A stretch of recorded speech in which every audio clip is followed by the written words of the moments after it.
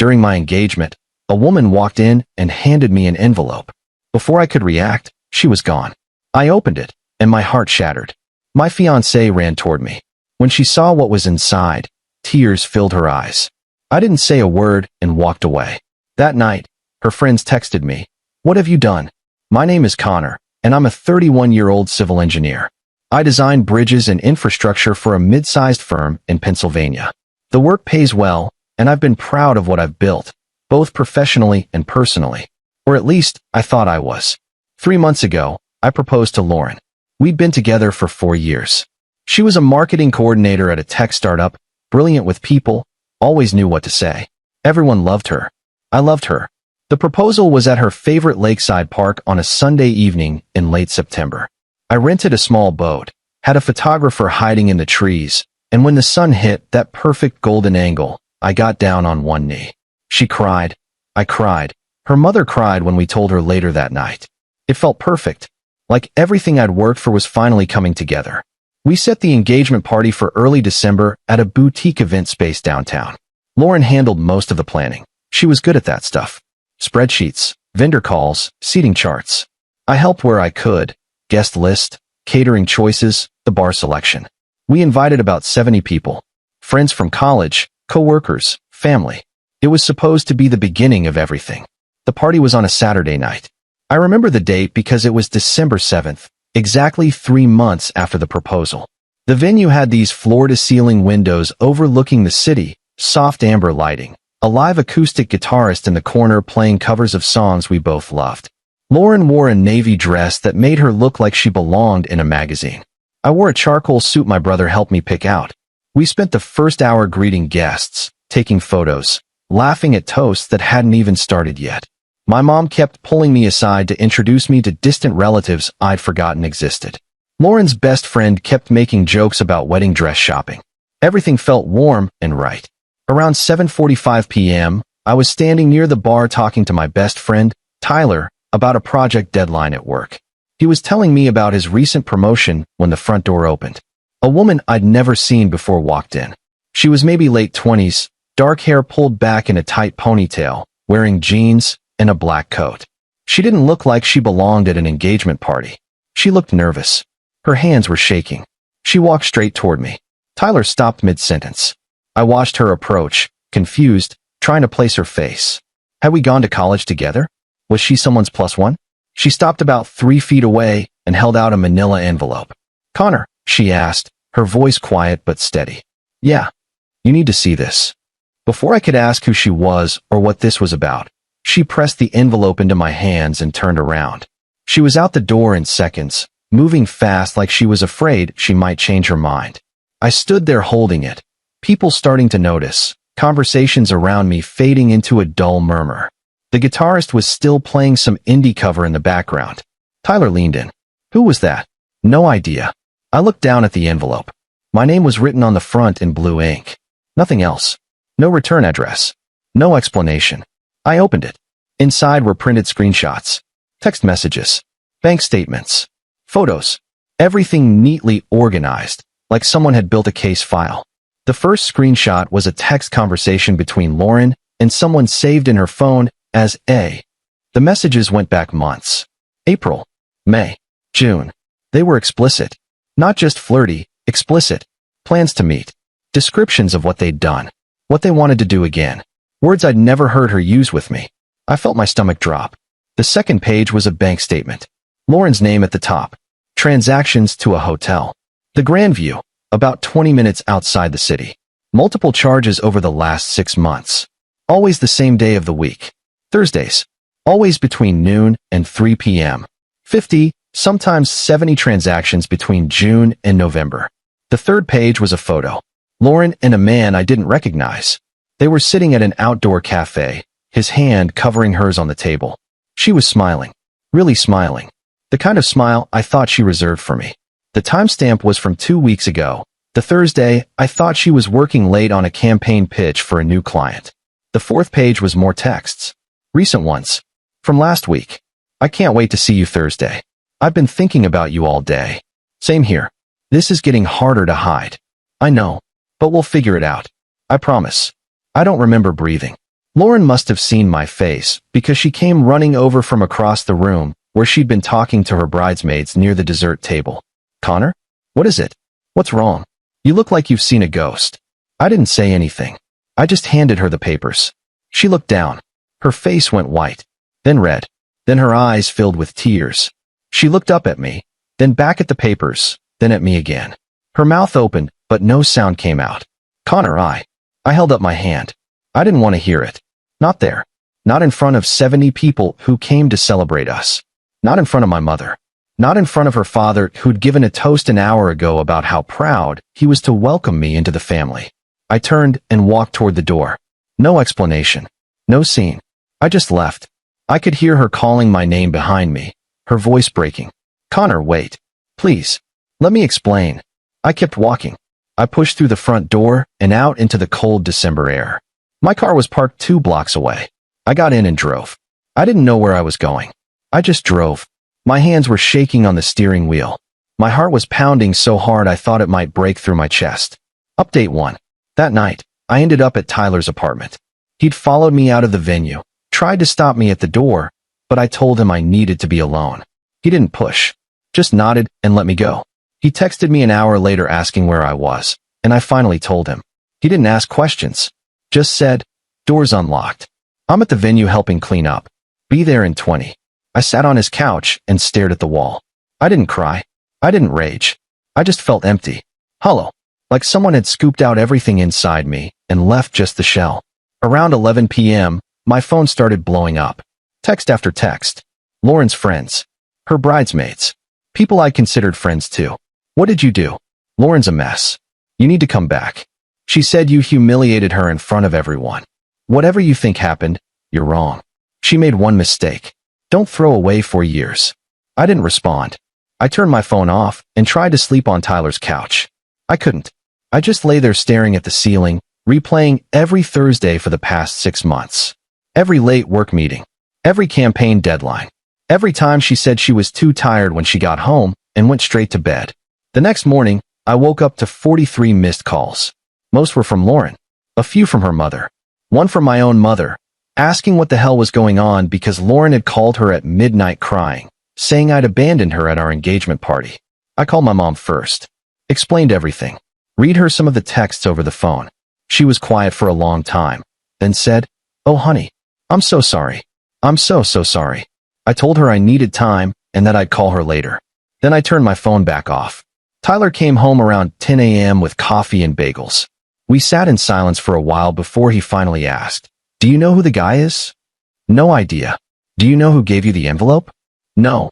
"You gonna find out?" "Eventually." He nodded, taking a sip of his coffee. "You need a lawyer?" I hadn't even thought about that. We weren't married yet, but we'd been living together for 2 years. Shared lease on a 2-bedroom apartment in the city. Shared bank account for household expenses, rent, utilities, groceries. Joint gym membership. Her name was on my car insurance. This was going to get messy. "Probably," I said. That afternoon, I went back to our apartment while Lauren was out. I'd texted her from Tyler's phone telling her I was coming and asking her to leave. She responded immediately. "Please, can we just talk face to face?" I didn't respond. When I got there, she was gone. But she'd left notes everywhere. Sticky notes on the bathroom mirror, the refrigerator, the coffee maker. All saying the same thing. "I'm sorry. Please talk to me. I love you." I grabbed clothes, my laptop, some personal things. Important documents. My grandfather's watch. I left my key on the kitchen counter with a note. "I need space. Don't contact me." I stayed with Tyler for the next week. Update 2. 5 days later, I got a call from an unknown number. I almost didn't answer, but something told me to pick up. "Connor." It was the woman from the engagement party. "Who is this?" I asked. "My name is Bryn. I was seeing someone. His name is Aaron. He works at the same startup as Lauren. I found out about her 3 weeks ago when I went through his phone after he came home late for the 5th time that month.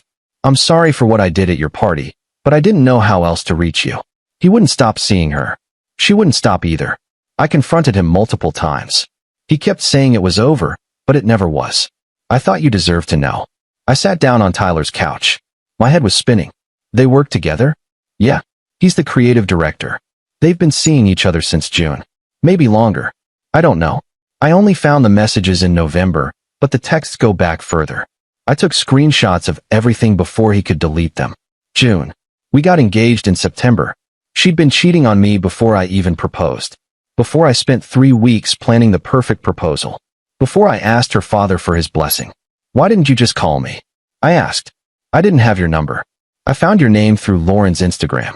I saw the engagement party invitation she posted 3 weeks ago. I thought if I tried to contact you privately, she'd intercept it or convince you I was lying.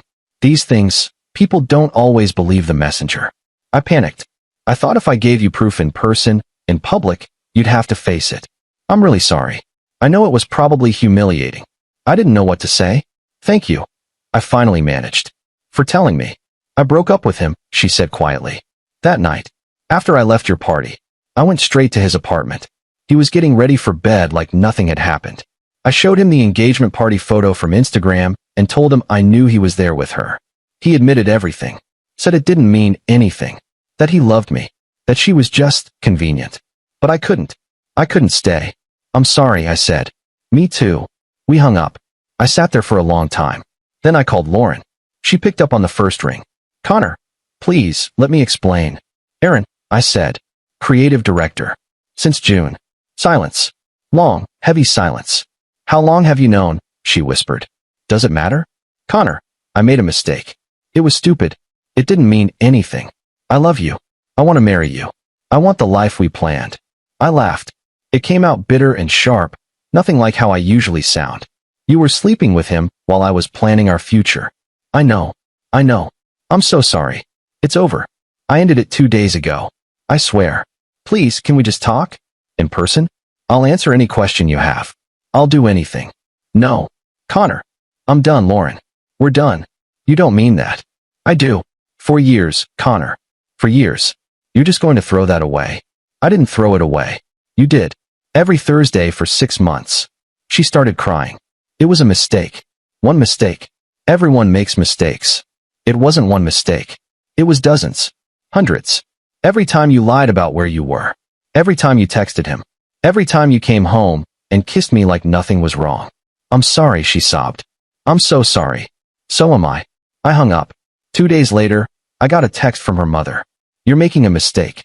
She loves you. Don't throw away 4 years over one bad choice. People can change. She's devastated. Her father and I raised her better than this, and she knows it. Give her a chance to make it right. I blocked her number. Then I blocked Lauren's number too. Update 3. In mid-December, I hired a lawyer. We weren't married, but the lease and the shared account complicated things.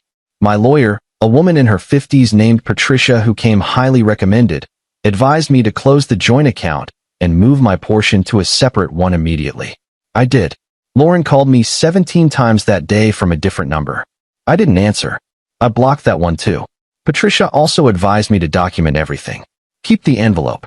Keep records of all transactions. Screenshot any communication. I did all of it. By Christmas, I'd moved into a small one-bedroom apartment closer to work. It was quiet. Empty. Bare walls. A futon Tyler lent me until I could buy a real bed. I didn't decorate. I didn't see the point. My mom offered to come help me set up, but I told her I needed to do it alone. Tyler invited me to spend Christmas with his family, but I declined. I wanted to be alone. I ended up ordering Chinese food and watching old movies on my laptop. It was the loneliest Christmas I'd ever had. On New Year's Eve, I was scrolling through my phone when I got a message request on Instagram. It was from Aaron. I know you probably hate me. I just wanted to say I'm sorry. What happened between Lauren and me was wrong. I take full responsibility. It started as just friendly conversation at work and became something it shouldn't have. For what it's worth, she really does love you. She talked about you all the time. She made a mistake. We both did. I hope you can find a way to forgive her. She's a good person who did a bad thing. I stared at the message for a long time. Part of me wanted to respond, to tell him exactly what I thought of him, but I realized it didn't matter. Nothing he could say would change anything. I blocked him. In mid-January, I ran into one of Lauren's bridesmaids, a woman named Kimberly, at a coffee shop near my office. She saw me, hesitated, then walked over. Hey, Connor. Hey. How are you? Fine. She shifted her weight, clutching her latte. Look, I know it's not my place, but Lauren's not doing well. She's been really depressed. She barely leaves her apartment. She's seeing a therapist now. She knows she messed up. She's trying to make things right. I took a sip of my coffee. That's not my problem anymore. I get it. I do. But she really loved you. She still does. What she did was awful, but people make mistakes. She's human. She had a funny way of showing it. Kimberly looked down at her cup. I told her not to do it. Back in July, I saw them at a restaurant together and confronted her. She swore it was just lunch. A work thing. I believed her because I wanted to. I should have said something to you. I'm sorry. I didn't know what to say to that. So I just nodded. She didn't say anything after that. Just squeezed my arm gently and walked away. Final update. It's been almost 3 months since the engagement party. Lauren and I haven't spoken since that phone call in December. I heard through mutual friends that she quit her job at the startup in January. Apparently, Erin was let go a week before that for undisclosed reasons. Rumors say HR got involved after other employees found out about the affair. I don't know if they're still in contact. I don't care. Bryn reached out to me again in late January. We met for coffee at a small cafe downtown. She wanted to apologize again for how she handled things, and I told her she didn't need to. If anything, I was grateful.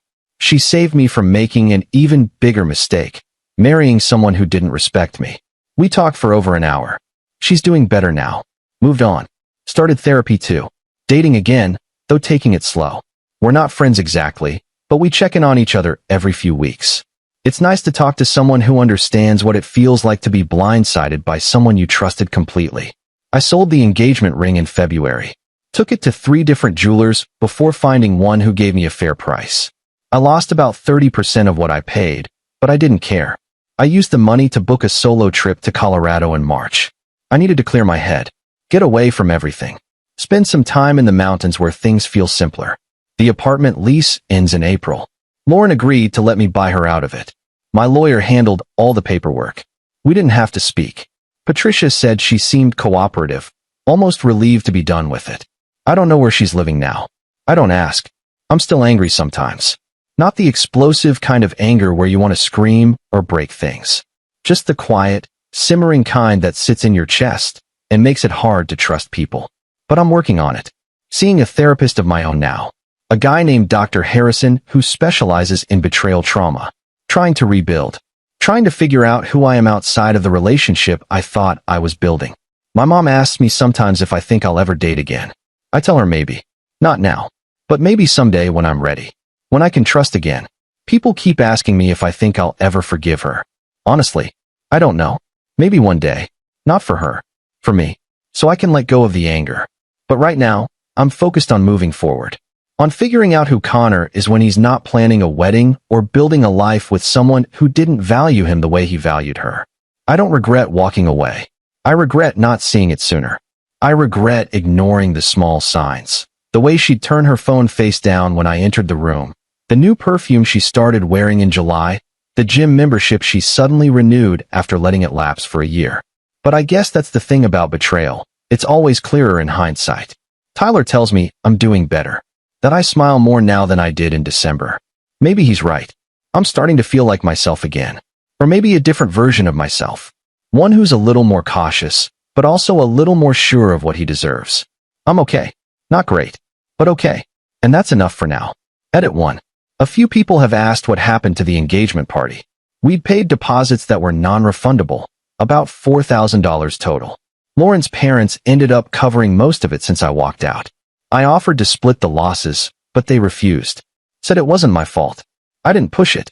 I appreciated the gesture, though it didn't make any of it easier. Edit 2.